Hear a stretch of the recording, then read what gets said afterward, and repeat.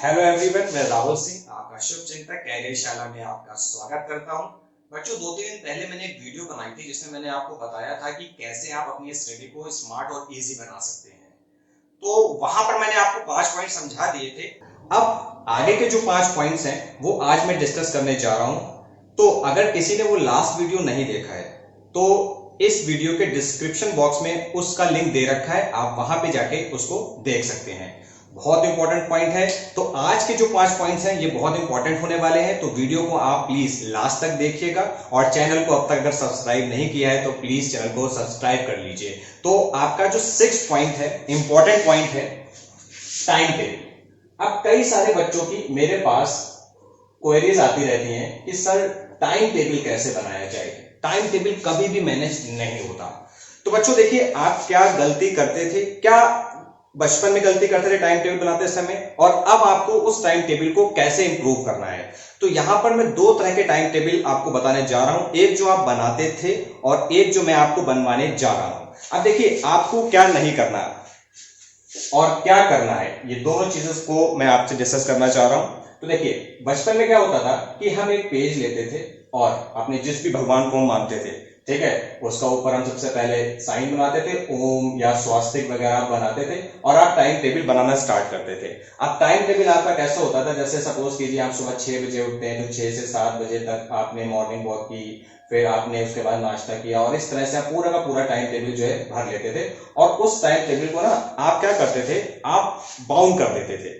अब ये time table कैसा होता था कि आपने जो टाइम टेबल बनाया वो 65 साल तक का आपने बना दिया, मतलब बुढ़ापे तक का टाइम टेबल आपने बना दिया। याद रखिएगा, ऐसा टाइम टेबल ना कभी फॉलो हुआ है ना कभी फॉलो होगा। तो इस तरह के टाइम टेबल आपको बिल्कुल भी नहीं बनाना। आपको टाइम टेबल कैसा बनाना है, आपको टाइम टेबल हमेशा याद रखिएगा डेली का टाइम टेबल बनाना है। डेली के टाइम टेबल से क्या देखिए आपको फायदा होगा, मैं थोड़ा सा आपको बताना चाह रहा हूं। आपको कल क्या करना है आज रात में डिसाइड कीजिए, मतलब कल का टाइम टेबल आज रात में बनाना है और इसी तरह से आपको डेली के डेली टाइम टेबल बनाना है। तो जैसे आपने कोई भी टाइम टेबल बनाया, अब आपको पता है कि कल अगर आपके सपोज कीजिए कल आपको कहीं मार्केट जाना है या कहीं आपको घूमने जाना है, ठीक है, तो आप उस टाइम टेबल में उस टाइमिंग पे पढ़ाई मत डालिए। अब देखिए, अगर इस टाइम टेबल की अगर हम बात करें तो ये टाइम टेबल आपका क्या हो गया, बाउंड हो गया है। तो इसमें क्या होगा कि आपने जैसे सपोज करो आपको 12 से 1 बजे मार्केट जाना है और यहाँ पे 12 से 1 बजे आपने पढ़ाई डाल रखी है, तो वो क्या हो जाएगा, कोलाइड हो जाएगा। तो इस तरह से आप डेली का टाइम टेबल अगर बनाएंगे तो वो हमेशा फॉलो होगा। तो याद रखिए, डेली का टाइम टेबल आपको बनाना है। चलिए अब हम बढ़ते हैं अपने नेक्स्ट 7 पॉइंट पे। तो 7 पॉइंट है आपका शॉर्ट नोट्स। एक इंपॉर्टेंट टॉपिक है ये भी आपका, स्टडी से रिलेटेड। देखिए, शॉर्ट नोट्स की अगर हम बात करें तो आप इतना सारा सब कुछ पढ़ते हैं, ठीक है, आप पढ़ते हैं तो आप भूल भी जाते हैं।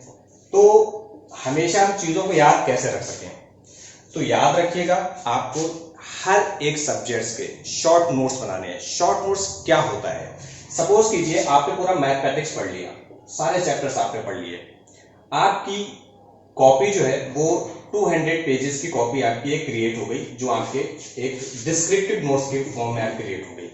अब देखिए, 200 पेज की कॉपीज को अगर आप पढ़ोगे तो आपको काफी समय लगेगा। तो आपको क्या करना है, हर एक चैप्टर के, जैसे मान लीजिए परसेंटेज आपका सपोज कीजिए 20 पेजेस में आया, तो इन 20 पेजेस को आपको कन्वर्ट करके क्या करना है, एक पेज में ले आना है। आपको किस तरह से बनाना है, आपको देखिए, एक A4 साइज का पेपर लीजिएगा और उसको लैंडस्केप फॉर्म में रखिएगा और यहाँ पे टॉपिक का नेम लिखिए परसेंटेज, और उसके छोटे छोटे टाइप्स वाले क्वेश्चंस, इसमें शॉर्टकट फॉर्मूले आपके सारे के सारे आ जाने चाहिए, मतलब एक चैप्टर एक पेज पे आना चाहिए। तो अगर सपोज कीजिए आपके 20 चैप्टर हैं मैथमेटिक्स में, तो इन 20 चैप्टर्स के लिए आपके 20 पेजेस में ये नोट्स आ जाने चाहिए। तो कुछ इस तरह से छोटा छोटा लिखिएगा कि ये 20 पेज में आपके सारे के सारे नोट्स आ जाएं। तो यानी कि ये जो 200 पेजेस की जो कॉपी होगी आपकी, वो इसके इक्विवेलेंट होगी, 20 पेजेस के शॉर्ट नोट्स के इक्विवेलेंट होगी। आप देखिए इसका फायदा क्या है, सपोज कीजिए आप एग्जाम में जाते हैं तो एग्जाम में ये बोला जाता है कि कोई भी नई चीज ना पढ़ें, तो ये जो 20 पेजेस की फाइल होगी ये आराम से आप कहीं भी कैरी कर सकते हैं और इसको आप रिवाइज भी कर सकते हैं। अब क्योंकि ये पहले से आप रिवाइज करते हुए चल रहे हैं तो आपको उतना समय नहीं लगेगा, तो आप इस पूरी 20 पेजेस की जो आपकी फाइल है इसको आप 10 से 15 मिनट रिवाइज कर सकते हैं और आप जैसे परसेंटेज का चैप्टर आपका सपोज कीजिए फिनिश होता है, तो इस चैप्टर को भी आपको गो थ्रू होना है डेली के डेली। तो इस तरह से आपको सारी की सारी चीजें इजीली मेमोराइज हो जाएंगी और आप कभी भी उस चीज को नहीं भूलेंगे। चलिए अब हम चलते हैं अपने नेक्स्ट पॉइंट, 8 पॉइंट पे चलते हैं। बहुत इंपॉर्टेंट पॉइंट है ये आपकी स्टडी को स्मार्ट बनाने के लिए। ओके, तो चलते हैं 8 पॉइंट, रिवीजन पैटर्न। क्या कहता है ये पॉइंट? देखिए, हमेशा रिवीजन एक स्पेसिफिक टाइम ऑफ इंटरवल पे किया जाता है। तो मैं आपको बताता हूं कि वो टाइम ऑफ इंटरवल क्या है। आपके ऐसे 3 टाइम ऑफ इंटरवल हैं जिस पे बेस्ड आपको रिवीजन पैटर्न को फॉलो करना है। देखिए, पहला eight the end of day.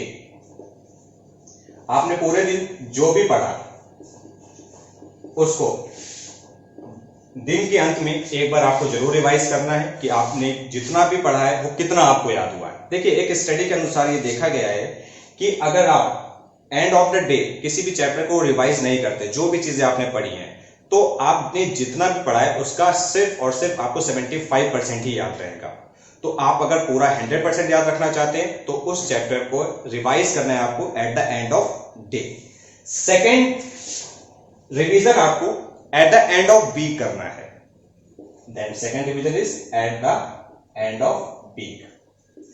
तो सप्ताह भर में आपने जितना भी पढ़ा है पूरे सप्ताह, तो उसका एक बार लास्ट में आपको रिवीजन करना है कि कितना याद रहा। एक स्टडी के अनुसार यह भी माना गया है बच्चों कि अगर आप वीकली रिवाइज नहीं करते हैं तो आपने जितना भी पढ़ा है उसका सिर्फ और सिर्फ आपको 35% ही याद रहता है।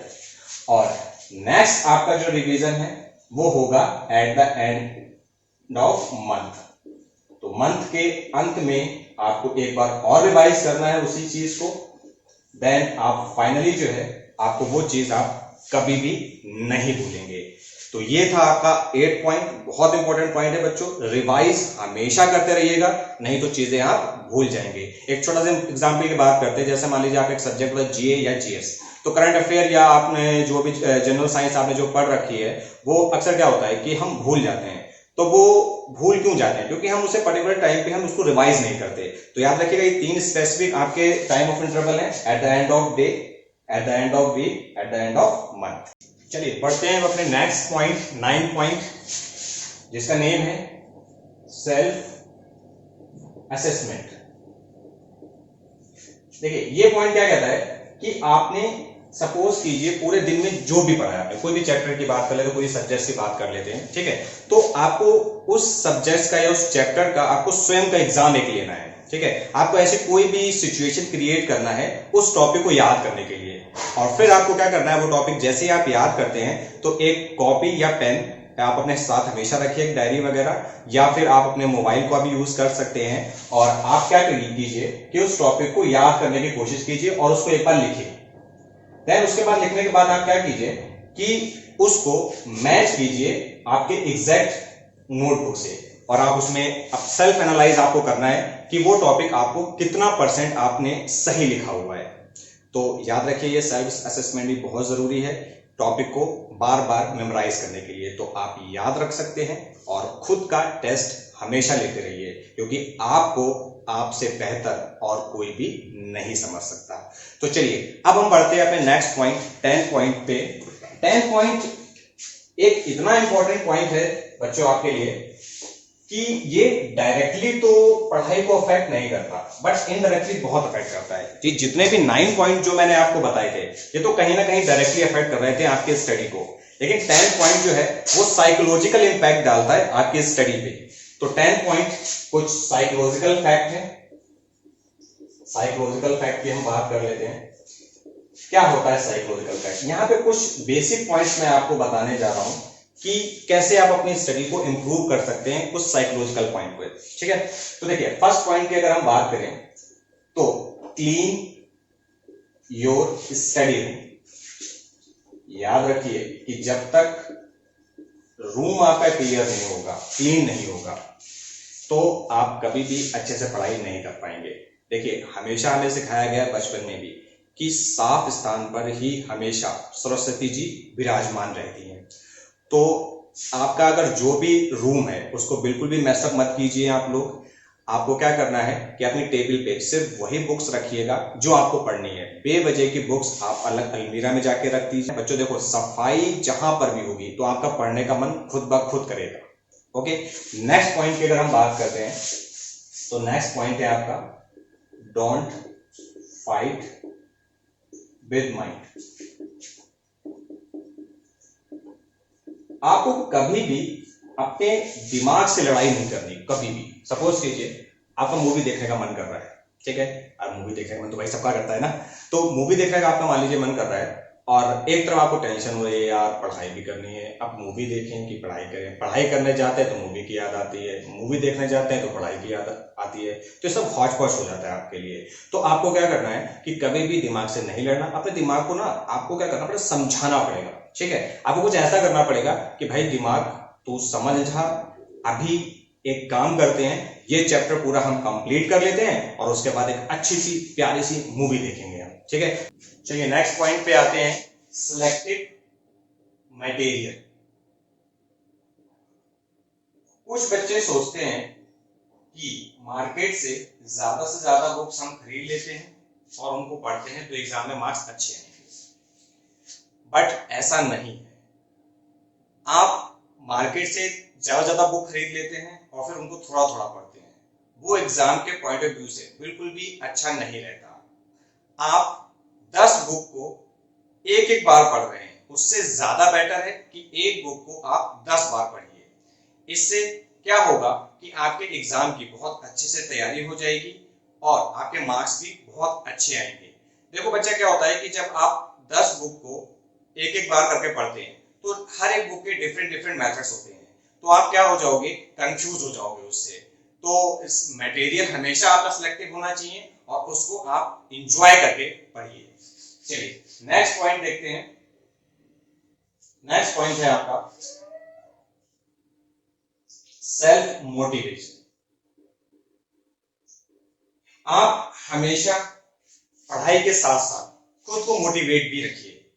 जैसे अपने अंदर से बिल्कुल भी निगेटिव जो है डेटा अनइंस्टॉल कर दीजिए। आप कभी कभी क्या करते हैं, किसी दूसरे बच्चे को देखते हैं कि यार वो बच्चा इतना पढ़ रहा है और आप दूसरों से अपना कंपैरिजन कराने लगते हैं कि यार मैं तो बिल्कुल भी नहीं पढ़ता, ये 8-8 घंटे 10-10 घंटे पढ़ता है। तो बच्चा देखो, ये सब चीजें आपके ऊपर डिपेंड करती हैं। एक 4 घंटे पढ़ने वाला भी बच्चा जो है वो पीओ फर्स्ट टाइम सिलेक्ट हो जाता है। मेरी नॉलेज में ऐसे कई सारे बच्चे हैं जो सिर्फ 3 से 4 घंटे डेली पढ़ते थे और वो पीओ उन्होंने फर्स्ट टाइम निकाल दिया, एसबीआई पीओ उन्होंने फर्स्ट टाइम निकाल दिया। जबकि कुछ बच्चे ऐसे हैं जो 12-12 घंटे पढ़ते लेकिन उनका आज तक एग्जाम नहीं निकला। आप जो है अपनी क्षमता अच्छी तरीके से जानते हैं कि 4 घंटे में आप अच्छा पढ़ सकते हैं या 8 घंटे में। तो आपको अपने आप को मोटिवेट करना है, ना कि दूसरों को देख के डिमोटिवेट होना है। तो चलिए नेक्स्ट पॉइंट पे बढ़ते हैं। नेक्स्ट पॉइंट की अगर हम बात करें तो ये पॉइंट डेली रूटीन के लिए बहुत इंपॉर्टेंट है, जैसे डिसिप्लिन, गुड फूड, एक्सरसाइज। बच्चा देखो, डिसिप्लिन से मेरा मतलब ये है कि आप अपने आप से ना छोटे छोटे प्रॉमिस कीजिए। जैसे सपोज कीजिए कोई चैप्टर है तो आपको ये चैप्टर आज के दिन कंप्लीट करना है। बहुत बड़े बड़े प्रॉमिस अपने आप से मत कीजिएगा जिसको आप कंप्लीट ना कर पाए। आप वही प्रॉमिस कीजिए जिनको आप कंप्लीट कर पाए। तो छोटे छोटे स्टेप आपको चलना है और फिर हल्के हल्के उनको बढ़ाना है। गुड फूड तो आप सभी जानते हैं कि एक अच्छा खाना शरीर के लिए कितना ज्यादा जरूरी रहता है। तो बहुत अच्छा खाना खाइए, सादा खाना खाइए। जंक फूड से आपको बचना है। ऐसा बिल्कुल भी नहीं कह रहा हूं कि कभी मत खाइए जंक फूड, 10-15 दिन में एक बार आप खा सकते हैं, लेकिन कोशिश कीजिएगा कि खाना आपका बहुत ज्यादा हेल्दी होना चाहिए। और खाने के साथ साथ आपको एक्सरसाइज भी करना है। लाइट एक्सरसाइज कीजिए, ऐसा नहीं है कि आपको जिम वगैरह ही ज्वाइन करना है। आप लाइट एक्सरसाइज कर सकते हैं जिसमें आप योगा भी ले सकते हैं। आप सभी जानते हैं कि एक स्वस्थ शरीर में एक अच्छा मस्तिष्क का निवास होता है। तो आप एक्सरसाइज को रूटीन की तरह बनाइए, इसको एक आदत डालिए, बहुत जरूरी है। तो गाइस, इस वीडियो को यहीं पे विराम देते हैं और आप लोग कमेंट सेक्शन में बताइएगा ये 10 पॉइंट आपको कैसे लगे और इन 10 पॉइंट पे अमल करने की कोशिश कीजिएगा।